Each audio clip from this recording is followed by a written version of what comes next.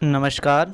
प्रसाद classes में आप सभी का स्वागत है। आज हम संविधान के महत्वपूर्ण जो अनुच्छेद हैं वो 1 से लेकर 10 के बीच में 100 के बीच में जितने भी हैं उनके सभी के बारे में आज चर्चाएं करेंगे। अनुच्छेद 1 जो है उसमें संघ का नाम और राज्य क्षेत्र का उल्लेख है।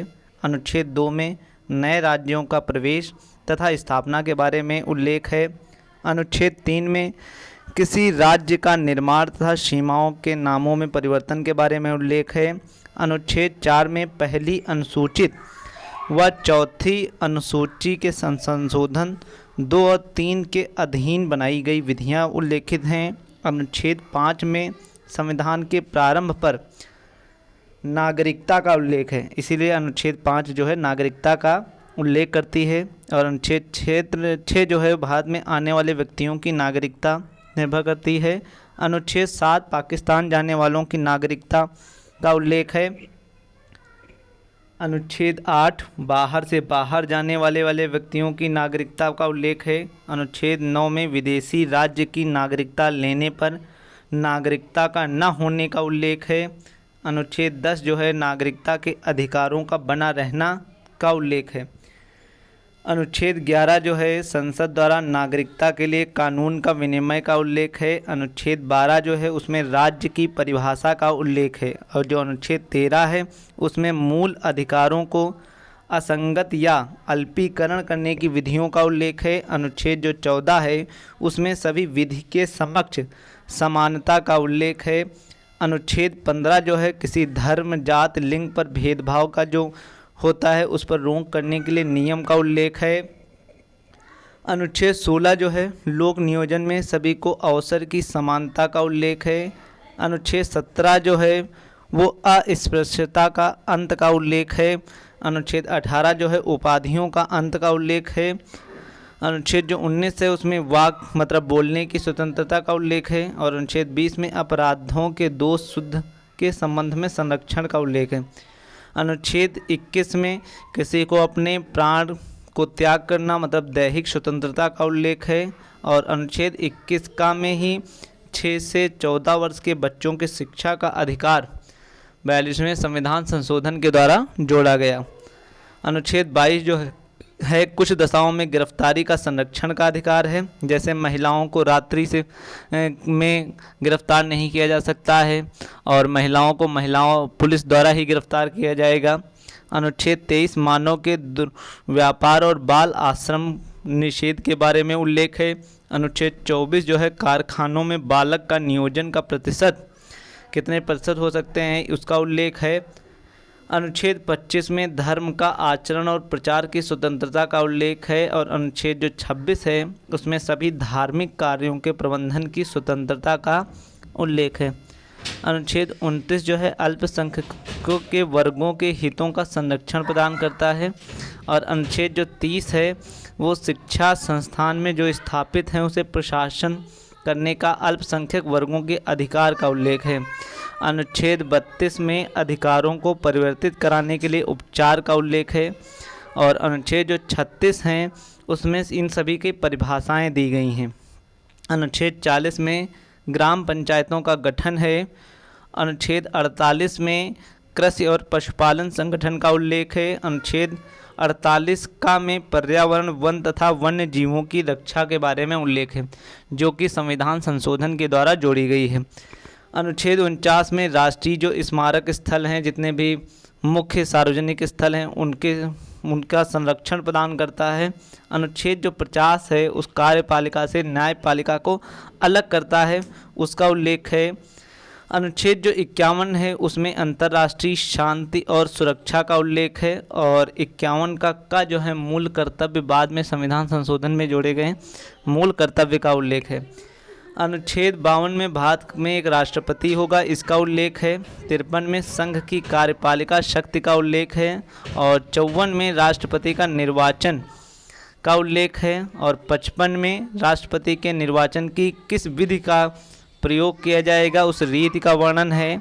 अनुच्छेद 56 में राष्ट्रपति की पदावधि मतलब कितने वर्ष के लिए कार्यकाल कार्य करेगा इसका वर्णन है। अनुच्छेद 57 में पुनर्निर्वाचन के लिए पात्रता का उल्लेख है। अनुच्छेद 58 में राष्ट्रपति निर्वाचन होने के लिए क्या क्या उसके पास योग्यताएं होंगी, अर्हताएं होंगी, उसका उल्लेख है। अनुच्छेद 59 में राष्ट्रपति पद के लिए क्या शर्तें होंगी, उसका उल्लेख है। और अनुच्छेद 60 में राष्ट्रपति द्वारा ली गई शपथ का उल्लेख है। अनुच्छेद 61 में राष्ट्रपति पर महाभियोग चलाने की प्रक्रिया का उल्लेख है। 62 में राष्ट्रपति पद पर व्यक्ति को भरने के लिए निर्वाचन की समय और उसकी क्या रीतियां रहेंगी, उसका उल्लेख है। 63 में भारत का उपराष्ट्रपति होगा, इसके बारे में उल्लेख है। 64 में उपराष्ट्रपति का राज्यसभा का पदेन सभापति रहेगा, उसका उल्लेख है। अनुच्छेद 65 में राष्ट्रपति के पद की रिक्त पर उपराष्ट्रपति के क्या क्या कार्य होंगे, उसका उल्लेख है। अनुच्छेद 66 में उपराष्ट्रपति के निर्वाचन की प्रक्रिया का उल्लेख है। अनुच्छेद 67 में उपराष्ट्रपति की पदावधि के बारे में उल्लेख है। अनुच्छेद 68 में उपराष्ट्रपति के रिक्त पद भरने के निर्वाचन का उल्लेख है। अनुच्छेद 69 में उपराष्ट्रपति द्वारा शपथ लेने का प्रक्रिया का उल्लेख है। और अनुच्छेद 70 में अन्य आकस्मिकता में राष्ट्रपति के कर्तव्यों का निर्वहन के बारे में उल्लेख है। अनुच्छेद 71 जो है उसमें राष्ट्रपति और उपराष्ट्रपति के निर्वाचन संबंधी नियम बताए गए हैं। और 72 में राष्ट्रपति के द्वारा दी जाने वाली क्षमादान की शक्ति का उल्लेख है। 73 में संघ की कार्यपालिका शक्ति का विस्तार के बारे में उल्लेख है। और 74 में राष्ट्रपति को सलाह देने के लिए एक मंत्रिपरिषद होगी और उस मंत्रिपरिषद का अध्यक्ष पदेन प्रधानमंत्री होता है, उसका उल्लेख है। अनुच्छेद 75 मंत्रियों के बारे में उपबंध के बारे में वर्णन है। अनुच्छेद 76 जो है भारत का महान न्यायवादी के बारे में उल्लेख है। अनुच्छेद 77 भारत सरकार के कार्य का संचालन के बारे में उल्लेख है। अनुच्छेद 78 में राष्ट्रपति को जानकारी देने के लिए प्रधानमंत्री के क्या क्या कर्तव्य होंगे, ये उल्लेख है। अनुच्छेद 79 में संसद का गठन के बारे में उल्लेख है। अनुच्छेद जो 80 है उसमें राज्यसभा की संरचना है। और अनुच्छेद 81 में लोकसभा की संरचना है। और 83 में संसद के सदनों की अवधि है। मतलब 79, 80 और 81। 79 में संसद, 80 में राज्यसभा और 81 में लोकसभा। 84 में संसद के सदस्यों के लिए क्या क्या अर्हताएं होंगी, उसका उल्लेख है। अनुच्छेद 85 में संसद का सत्र सत्रावसान मतलब समाप्त होने और उसके विघटन के बारे में प्रक्रिया का उल्लेख है। अनुच्छेद 87 में राष्ट्रपति को विशेष अभिभाषण का उल्लेख है। अनुच्छेद 88 में सदनों के बारे में मंत्रियों और महान न्यायवादी का अधिकार के बारे में उल्लेख है। और अनुच्छेद 89 में राज्यसभा का सभापति और उपसभापति के बारे में उल्लेख है। अनुच्छेद 90 में उपसभापति का पद रिक्त होना या पद से हटाए जाने की प्रक्रिया का उल्लेख है। 91 में सभापति के कर्तव्यों का पालन और शक्ति के बारे में उल्लेख है। अनुच्छेद 92 में सभापति या उपसभापति को पद से हटाने का संकल्प विचाराधीन हो तब उसका पीठासीन न होना का उल्लेख है। अनुच्छेद 93 में लोकसभा का अध्यक्ष और उपाध्यक्ष का उल्लेख है। और अनुच्छेद जो 94 है उसमें अध्यक्ष और उपाध्यक्ष के पद का रिक्त होने के बारे में उल्लेख है। 95 में अध्यक्ष में के क्या कर्तव्य होंगे और क्या शक्तियाँ होंगी, उसका उल्लेख है। अनुच्छेद 96 में अध्यक्ष और उपाध्यक्ष को पद से हटाने का संकल्प हो तब उसका पीठासीन न होना, इसके बारे में उल्लेख है।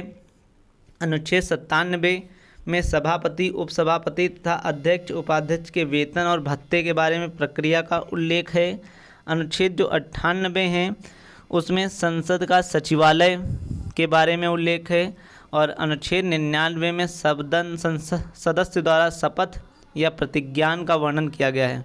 और जो अनुच्छेद 100 है उसमें संसाधनों में मतदान रिक्तियां के होते हुए भी सदनों के कार्य करने की शक्ति और गणपूर्ति के बारे में उल्लेख है। ये इसका पार्ट 1 था जिसमें 1 से लेकर 100 तक के कुछ महत्वपूर्ण अनुच्छेदों के बारे में चर्चा है। इसके अगले पार्ट में अनुच्छेद 101 से लेकर अन्य में हम इसके बारे में चर्चा करेंगे। Thank you to all, have a nice day.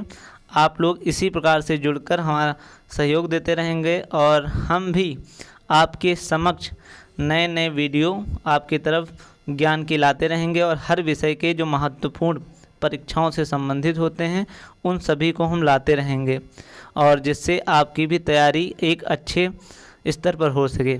धन्यवाद सभी को। Thank you to all. Have a nice day.